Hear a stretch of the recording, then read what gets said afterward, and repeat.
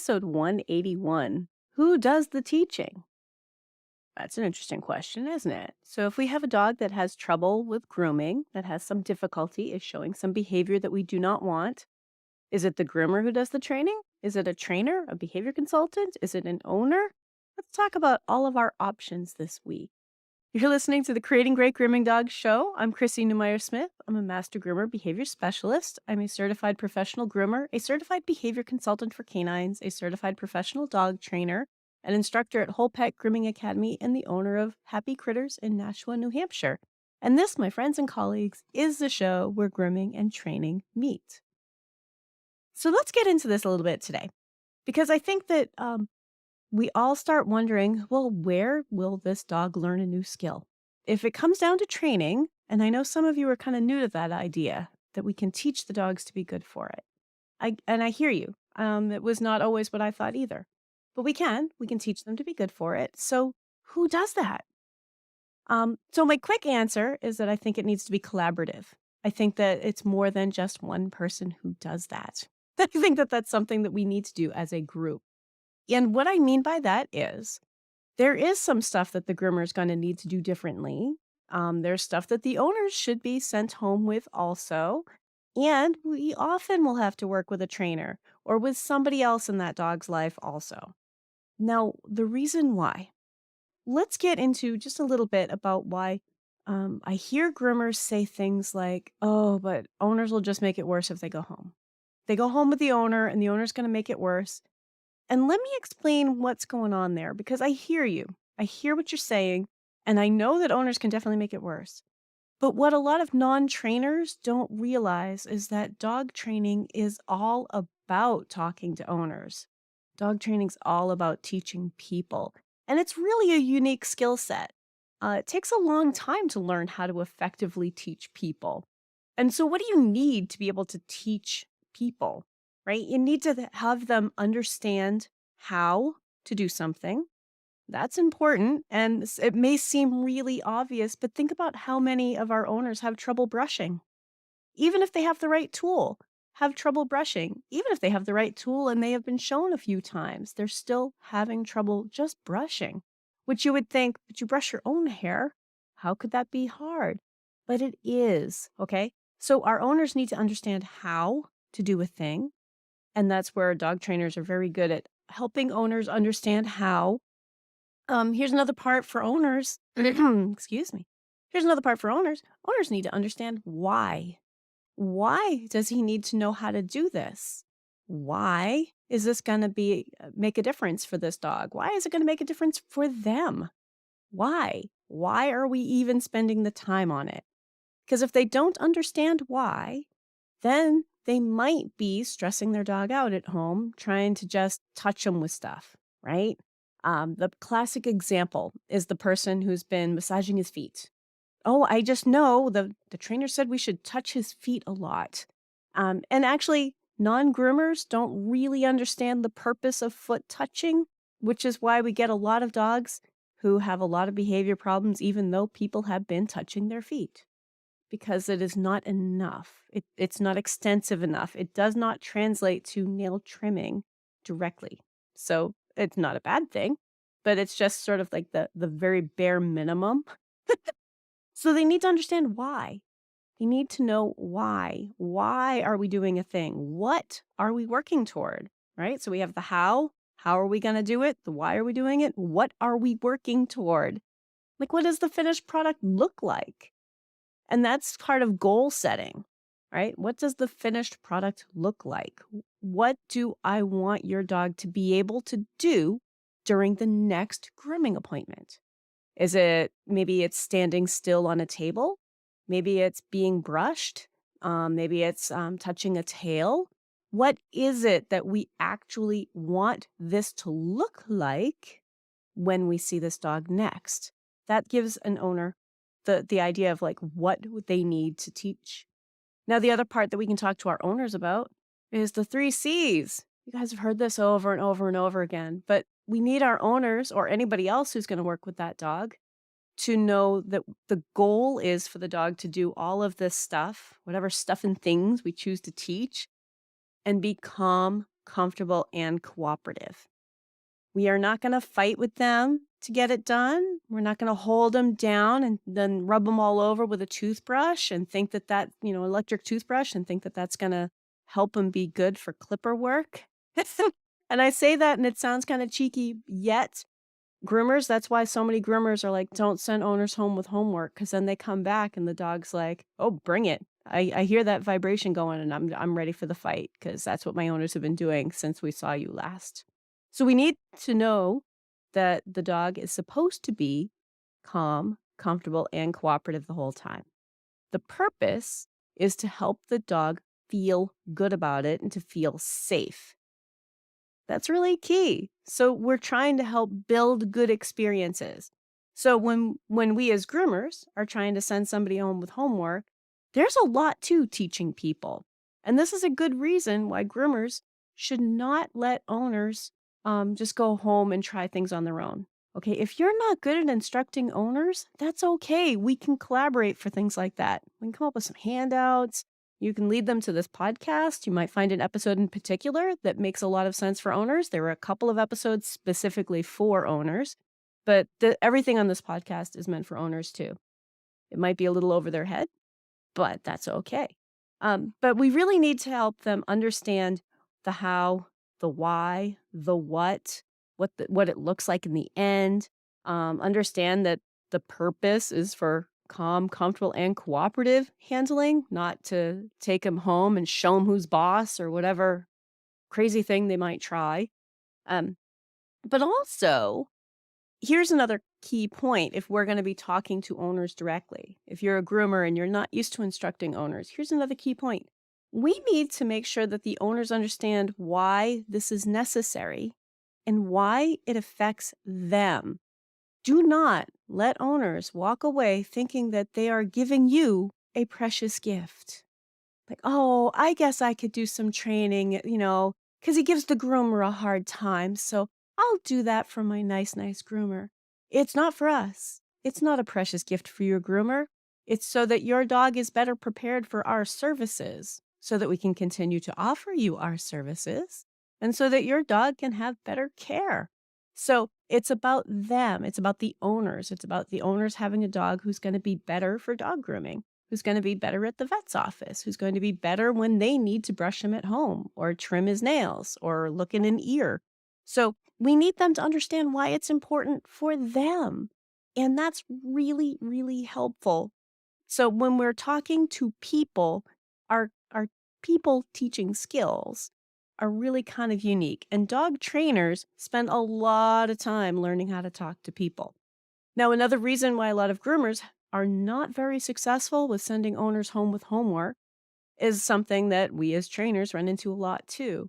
You only meet one of the owners. Maybe not everyone in the house is on board. So someone else might be hearing the instructions entirely differently. Like we tell the husband and he goes home and he interprets that through his own eyes. And then he tells the wife, like, okay, well, this is how we're going to do it. And then the wife tells like the teenager and like, okay, so now we're playing telephone. What's better is if we cut out middleman at every stage we can. No more middlemen. If we can talk to them directly or send them a video, send them a podcast, talk to them through, maybe a trainer, send them to a trainer if you know a trainer that you refer to, which is part of what we'll talk about in the next segment, is talking about collaborating. But to talk to them and find out everybody in the house has to be on board or not interfering. And that's tricky. Okay. It's really, really tricky. Dog trainers, we handle this a lot. Okay. There's always someone in the house who thinks that they need to be super, super sweet, and someone else who thinks they need to be super, super stern. And they aren't communicating very well at home either. So when we get the dog back, who knows what they've been working on, right? Maybe someone is untraining just as fast as the other one can train. Okay, this is really common stuff. So it's not that we can't send owners home with homework. It's that if you're not good at instructing people, you might not get really good results. Okay, so that's kind of from the groomer point of view. If we're thinking, well, what can I send them home with? All right. First, we just need to be able to organize our own thoughts. What do we want from this dog? What do we think the owners can work on? All right. And then the next part, we're going to talk a little bit about collaborating with others and some of the common questions that I hear. If you're enjoying the show, please remember to follow or subscribe, share it with your friends, and tell everybody you know. So, in the second part, I want to talk about if you haven't had success with helping owners understand, or maybe you haven't had success with owners going to a trainer. Here are a couple things. Um, I think that often groomers think that everyone knows what groomers do. And actually, everybody else thinks they know what groomers do also. But if you are not a groomer, you might not really have an idea of what it is we do. That we are picking up their feet, we're in between every toe over and over and over again in a distracting environment. We hold their attention for about 2 hours. Like the average dog, then a big doodle with a haircut. Yeah, that dog is going to spend a significant amount of time on the grooming table, in the tub, with people's hands all over them. And so we need to be able to communicate together. Now, trainers sometimes give advice that does not make sense for dog grooming. Dog groomers sometimes give advice that doesn't make sense to the dog trainers. Like, hey, can we just work on doing this? And the trainer's like, why would we do that? And I think that it just makes a whole bunch of people feel like we can't trust anybody else with it. Okay. Now, I will say, from a trainer point of view, there are plenty of times where groomers are like, oh my God, we can't send them to a trainer.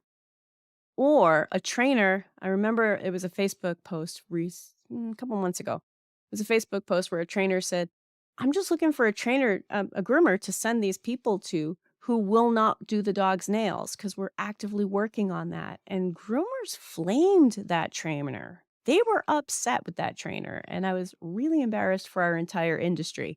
If a trainer is working with a dog and trying to actively work on teaching the dog to be comfortable for something and asks us as groomers to please skip that if we can. If the dog seems nervous at all, please skip it. They are actively working on it. Guys, that's awesome. We need to be joining in going, oh, fabulous. Okay, what kind of signs of stress do you want us to look for? What are you working on? How are you working on it? I want to help. Okay, we should be collaborating. We shouldn't be saying, dog's nails need to be done. The dog's nails do not need to be done right now, even if they're super long, if we're working toward the dog being calm, comfortable, and cooperative for their life, for their entire life. So sometimes groomers and trainers don't mix well, which is sad. Guys, I want us all to get along. I do. I really, really do. But the other thing that happens there is that sometimes owners are the middleman. Remember, we're back to the middleman again, right? An owner's going to describe what a groomer wants to a trainer, all right? And they're not going to interpret it right. That's playing telephone, okay? So we need to think about how are we going to convince our owners, if you are working with a trainer, please, I need to talk to your trainer. Yeah, let them know. I want to talk to your trainer. Is that okay? I'm going to call your trainer and we're going to just find out, touch base and find out, let the trainer know what's been going on in grooming and ask the trainer, hey, can we find a solution for this particular set of issues? Maybe it's loud noises. Maybe it's way too wiggly and silly when other dogs are in the room.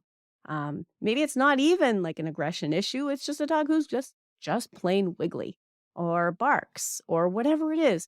But to talk to the trainer directly, as a groomer, talk to the trainer. Trainers, talk to the groomer. Don't send an owner with a story because the owner's story is going to change a little bit, okay? Middleman, we're playing telephone and it's not very effective. So we need to talk more about why something needs to be done, okay? Get all on the same page so that we can help the dogs, all of us. So let's talk a little bit about who else can work on a dog. Who else can do it? All right. I know there's some debate about, well, the person with the grooming tools needs to teach about the grooming tools. They don't have our tools. And that's true. Okay. The groomer has tools that maybe the owners don't have. But That's where we start talking about just start touching them all over with stuff and things.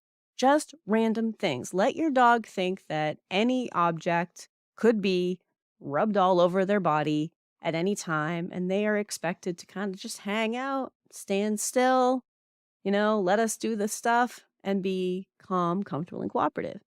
And then maybe that's when you bring out, the cheap electric toothbrush that makes some noise, or maybe the beard trimmer, and you've got the blade guard so that you're not actually using the beard trimmer, but you're just making the noise, rubbing them all over with it, right?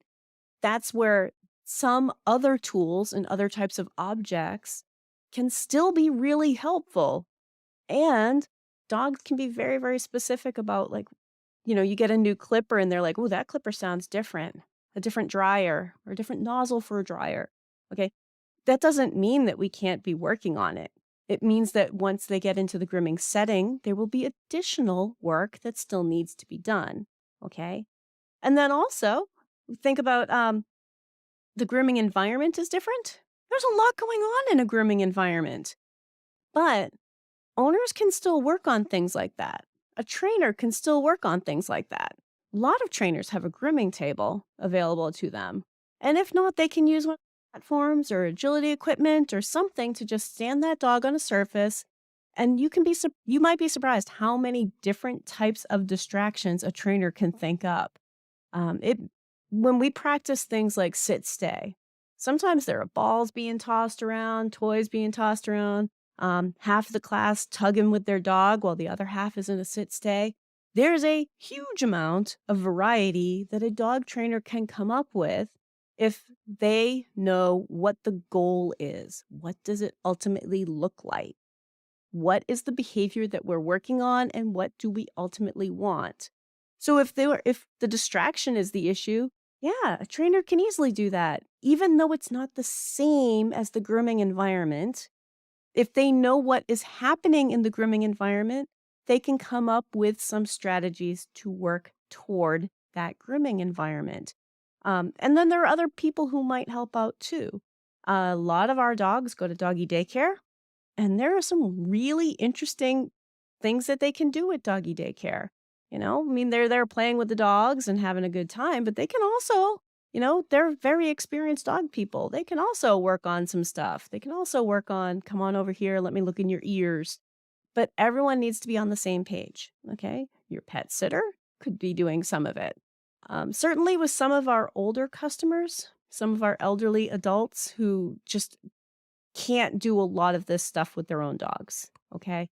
I have a lot of elderly customers, and when I get on the floor playing around with their dog is not used to that at all. Like the 80-year-olds rarely get on the floor and play with their dog.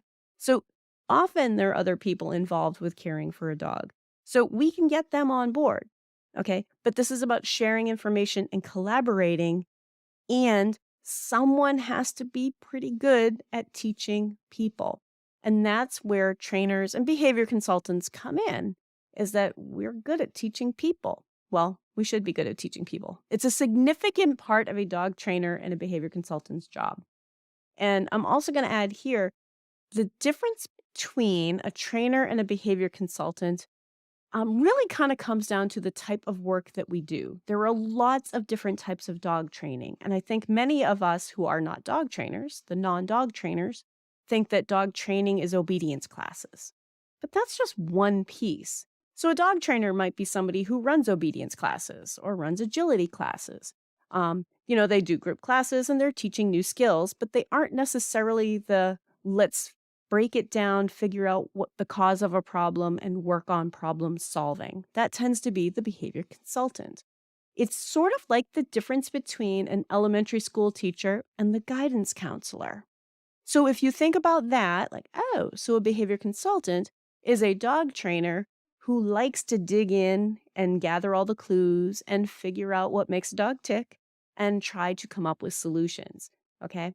A lot of dog trainers like to do that too, but that's really kind of what the difference is, okay? And then there are other variety of professionals out there for us too. So, of course, the veterinarian, let's see if there's a health problem. And if they need a behaviorist, that is a veterinary specialty. Your veterinarian is going to send them to a vet behaviorist, or it is a PhD. Okay. That is not your local dog trainer. That's a significant amount of college education. Okay. Not trade level, that's academic. Okay. And I need you to know that because there are a lot of times where I hear groomers saying, oh, he needs to go to a behaviorist. I'm like, really? You think the average dog trainer or average behavior consultant can't figure out why this dog is spooky about a loud noise? You really think they need to go to veterinary school and then some additional study to figure that out? No, like, really? Most of us can figure out a lot of that. But, like I said, dog trainers might not fully understand the grooming process, and they might not know that. Okay? I talk to trainers and I'm like, "Guys, I don't think if you've never groomed a dog, you might not realize just how many times we touch that dog all over, just how much focus we need from them. The kind of things that make grooming difficult, you don't really understand until you really spend some time learning about grooming. And groomers, trainers wanna know. I know, who knew? They will listen to you if you say, "Hey, these are the things that are concerns. These are the things that we need help with because this dog is not safe to groom." And they're on board with that. And if not, find one who is. So I think that we can all work together to teach dogs how to be good for grooming. Okay. And that really is at the end of it. There's stuff that owners can do, there's stuff that trainers can be doing, there's stuff that groomers can be doing, but it's not likely to all be fixed during a haircut, during a grooming session. Okay. We're going to have to break away from the idea that he's getting a haircut and I hope he learns to be good. We might have to do some modified haircuts, some modified grooming sessions while he's learning how to be good, okay? Um, and that's just part of preparing for a lifetime of grooming. A lifetime. These dogs are gonna live to be 15. Right now, it's 2023. In 2038, do you still wanna be fighting with this dog? 2038! Think about it, like, that seems like, crazy far away, but 15 years. So if we can help them be good now, right, and just collaborate and work on it and let go of the idea that trims need to be perfect. You're not selling haircuts, you are selling haircutting services, and this is a dog who isn't well prepared for your services. So you are helping the owners with their problem. So talking about everybody working together is really, really important. Hopefully, you're enjoying the show. I would love it if you would send in some ideas. We can do that through the Facebook page or the Facebook group for creating great grooming dogs. If you are interested in my classes, the Master Groomer Behavior Specialist course, mastergroomerbehaviorspecialist.com is finally up, where I have listings of the people who've graduated so far. And I do offer my classes through wholepetnh.com. That's Whole Pet Grooming Academy.